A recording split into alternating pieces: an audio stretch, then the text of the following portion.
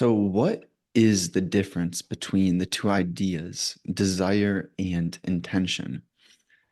Well, there's this idea which has helped me a lot, and that's the idea of what is the degree of trust that you have within, um, in trust in where you're going and what you're aiming at.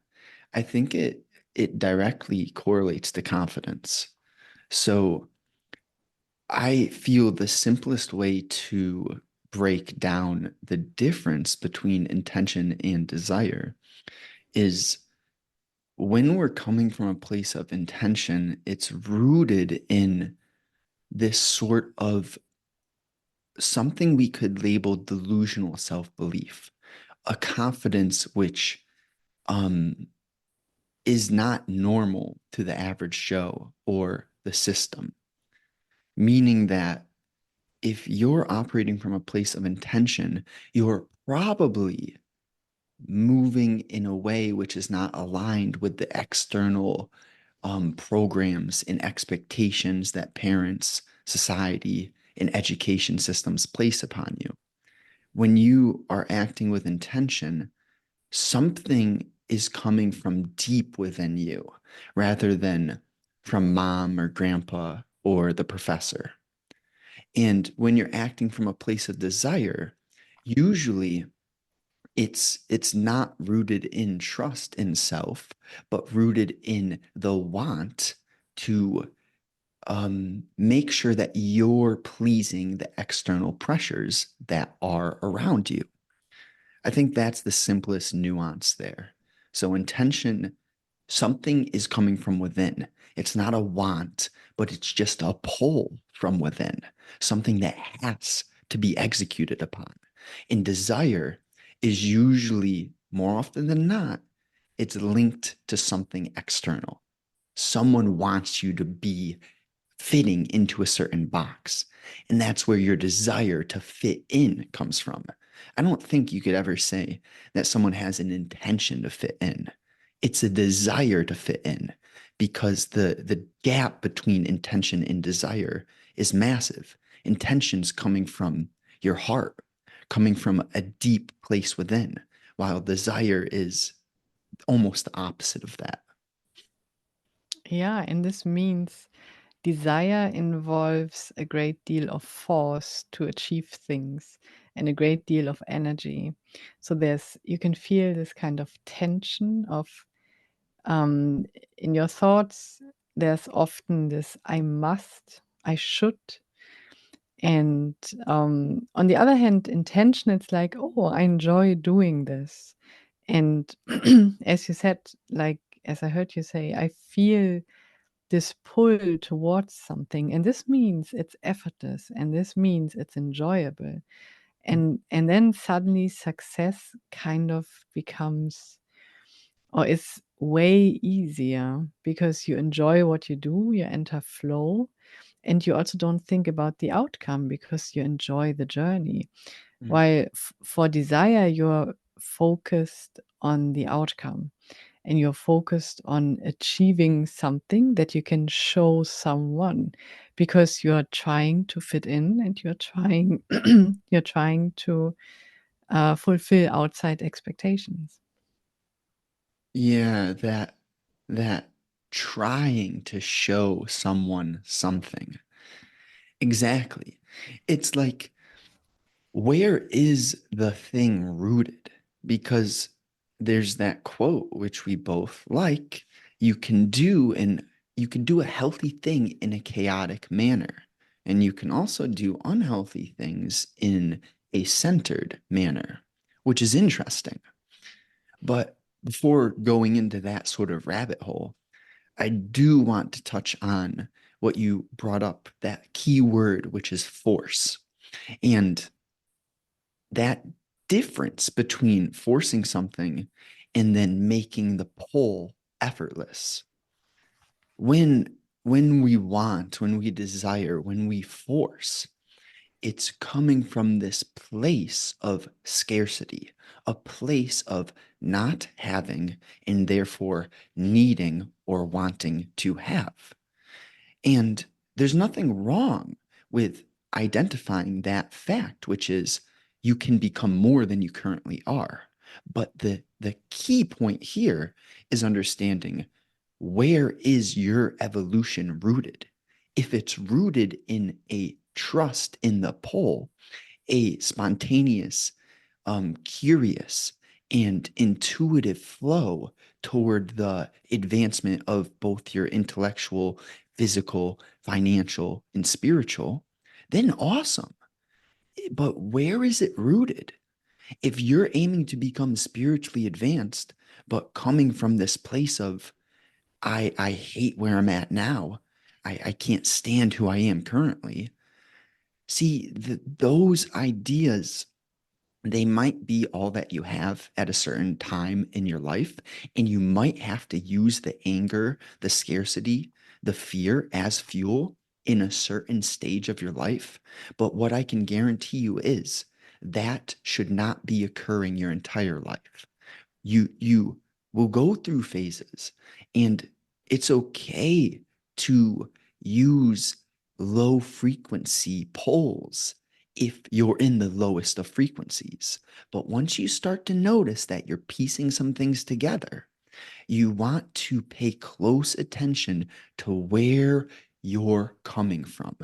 Are you aiming to become the best athlete so that you are better than Joe, so you can prove them wrong?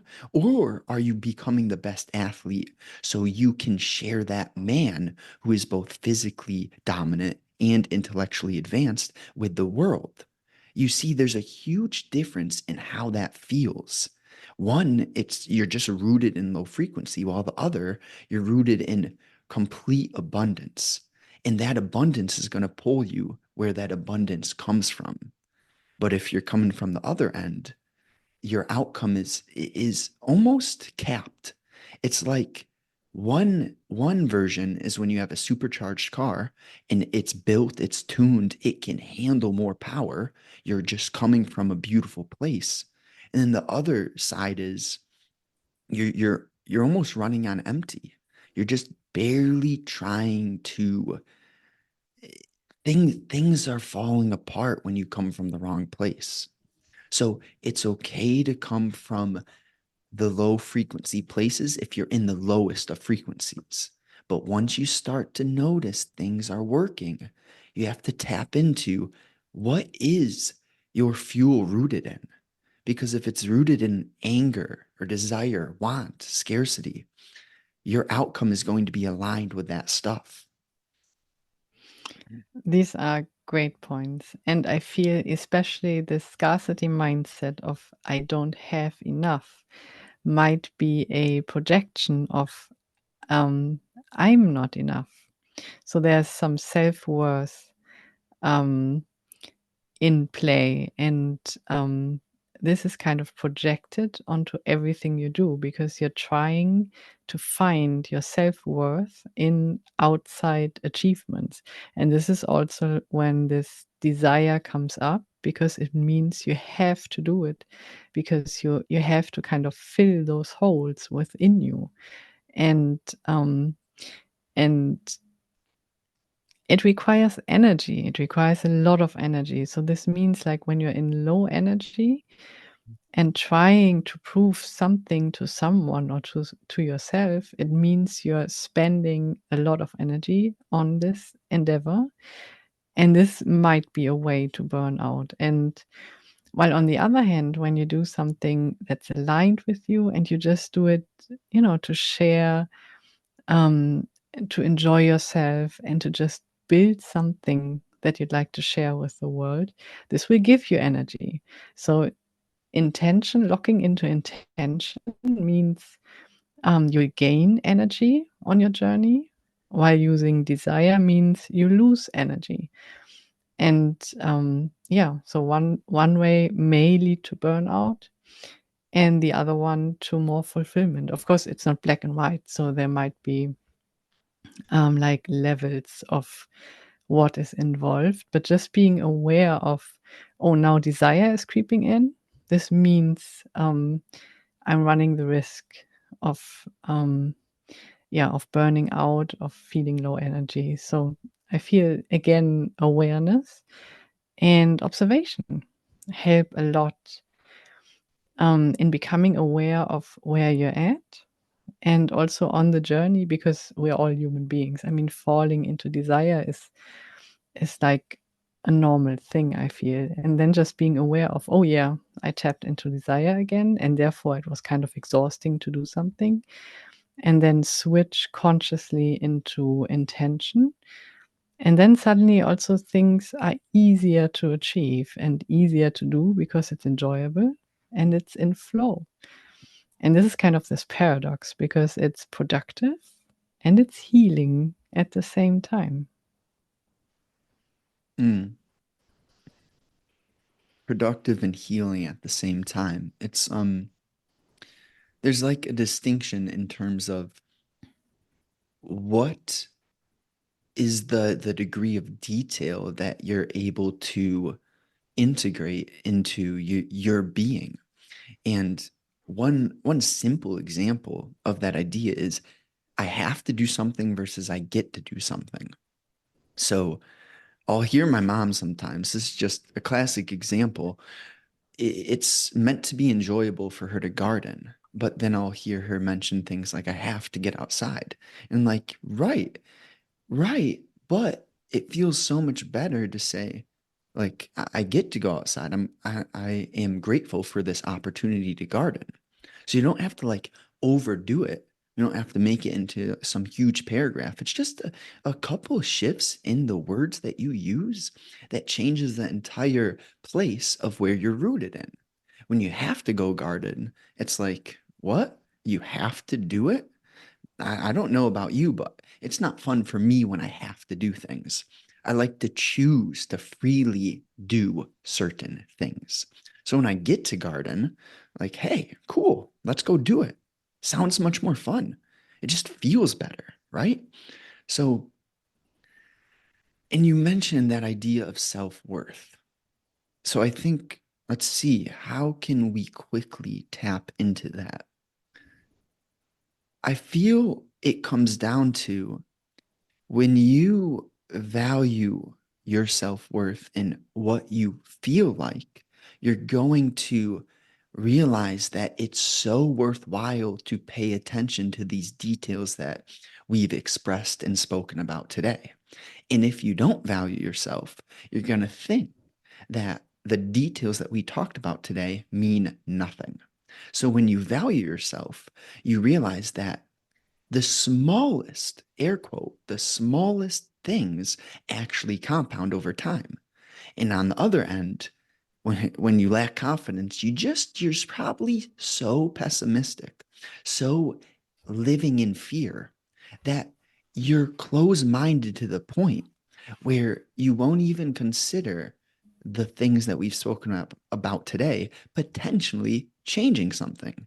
So there's no guarantee. I'm not saying that this is going to change everything all at once, but hey, if you feel yourself any sort of closeness to these ideas that we brought up today, listen, we're not telling you to do anything, just simply sharing a few small details that add up over time. So, this is your sign right here, right now. If there's any feeling of friction, of tenseness, of closed offness right here with anything that we spoke about today, just take a moment and kind of ponder, where is that feeling coming from? What is that feeling rooted in? Scarcity or abundance, trust or fear? So, if you enjoyed anything that we spoke about, I'll have a few things in bio or in description. The first thing, I'll have an email where you can shoot me a message. Um, the first thing, you can let us know in the comments what you found valuable, or feel free to directly email me what you found valuable. And on top of that, if you would like more depth, right? This is 15, 20 minutes of pure detail, pure actionable guidance. If you want more of this for your specific situation, just shoot me an email with session in there and give me a little bit of context about your situation, your circumstance. And then we'll see if I can help you out. Also, everything I just said goes here.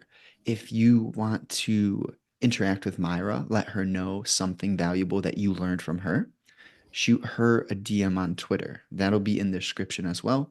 So, lastly, if this helped you in any way, it might help someone else. If you have a friend who is interested in this sort of content, share it with them. Tell them what you enjoyed. I'd appreciate that so much. Thank you for listening. Have a great day.